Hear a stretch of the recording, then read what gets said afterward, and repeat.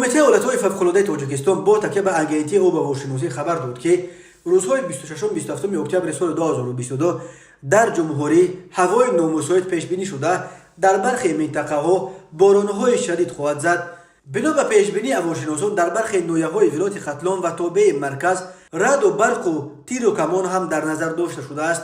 روزهای 26-27 اکتبر در برخی ناحیه‌های کوهی و کوهدامن ولایت سوخت، ولایت ختلان، ناحیه‌های تابع مرکز همچنین در ناحیه درواز ولایت مختار کوهستان بدخشان آمدن سیل را پیشگویی می‌کنند. همین طور هواشناسان تاجیک روز 26 اکتبر بر اثر بارشات زیاد، بالا رفتن سطح آب در رودخانه یوخسو و قسمت جنوبی دریای قزلسو و همچنین در رودخانه‌هایی را که از قطارکوه‌های حصار جاری می‌شوند پیش بینی می‌کنند. بنا به اطلاع کمیته حالت‌های فوق‌العاده، آب و هوای نامساعد روزهای آخر علاقه از خود درک داده ایستاده است. از جمله روز 25 اکتبر در کیلومتر 202 راه دوشنبه وحدت رشت لخش سر توش در حدود جماعت قلعه لب آب نوای تاجیک‌آباد سیل آمده است.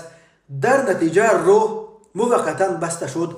در نتیجه برای انداختن کارهای برای رفع عاقبت‌های این آفت برای رفع واسطه‌های نقلیات راه موقتی گشودند.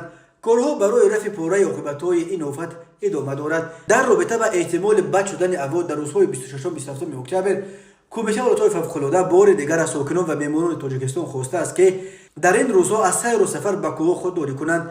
از مردم همچنین خواسته می شود که در این روزها هنگام گذشتن از راه‌های کوهستان و عقبه‌ها احتیاط کنند و از رفتن به هیزمچینی و یا برای جمع‌آوری زنبوروغ، ماهیگیری و شکار خودداری کنند. از ساکنان ناحیه‌های کوهستان و کوهدامن خواسته می شود که هنگام چرانیدن چاروا بخصوص در چراگاه‌های نزدیک به دریا و آب‌انبارها احتیاط کنند.